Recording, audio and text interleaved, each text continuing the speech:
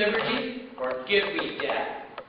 These impassioned words were delivered by the greatest orator of his time to the Virginia House of Burgesses in March 1775. In a speech which some considered treasonous, Mr. Patrick Henry advocated taking up arms against the British government, which had become tyrannical, taxing their American colonies without their representation or consent.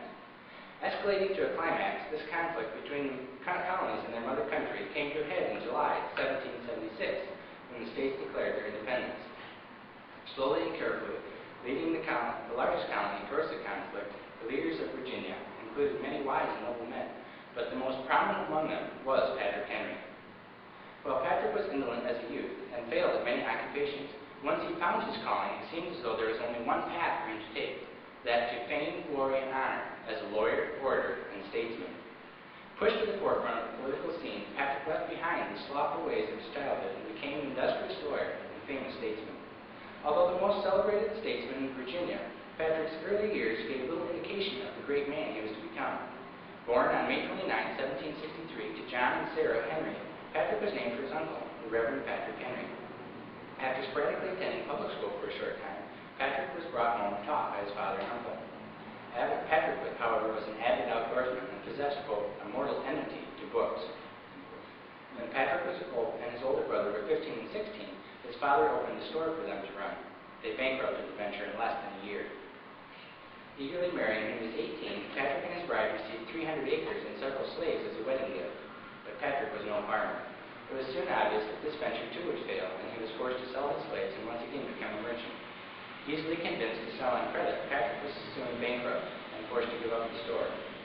Desperate to find some occupation in which he could excel, Patrick soon left his most childish ways behind and prepared to play a prominent role on the world stage.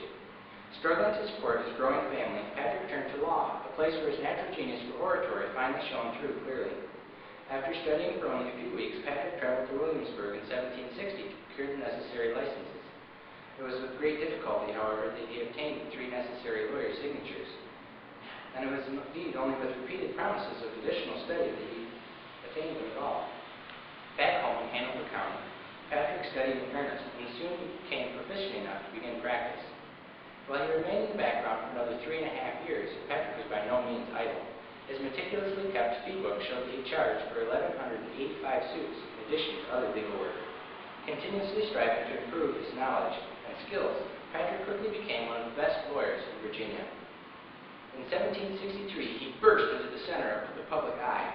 It was a case known as the Parsons Cause, where the clergy were suing the public officers who were in charge of paying their salaries. Patrick himself was retained only as a last resort by the defense, but it was his stunning oratory that carried the day. In a case where, according to chronicler William Wirt, quote, clergy had much the best of the argument. Councillor Henry had arrived. Proving himself by winning this illustrious case, Patrick had gone from in only 4 short years from a struggling provider to a famous lawyer. Once Patrick had attracted the public gaze, he was instantly idolized. He also found a new genius for his politics, a new avenue for his genius, politics.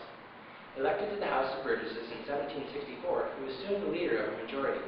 In 1765, only a year later, this young upstart had the audacity courage to attack the king's taxation without representation with his own Stamp Act resolutions. These resolutions were, according to biographer Thomas Kinday, quote, the first shot fired in the Revolutionary War. A short time later, the House of Burgesses was suddenly dissolved by the British governor because they declared a day of fasting and prayer for the blockaded Bostonians. The Burgesses, however, were not easily downtrodden, and under Patrick Henry's leadership, they met at a local tavern. During his illustrious political career, Patrick held many offices. Among them were Burgess, delegate to the First and Second Continental Congresses. He was governor of Virginia and a representative of the Virginia State Legislature. Patrick Henry left his mark on history. The paragon of Virginia was living his final years, but his influence and legacy would endure. Patrick Henry was the most influential man of his time. With an amazing gift for oratory, Patrick possessed an ability to control people and their emotions in a way that seemed almost supernatural.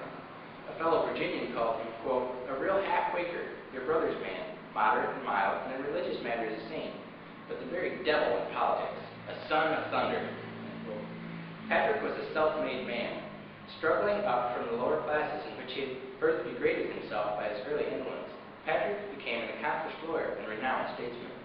Although he received glory and honor from men, he remained humble.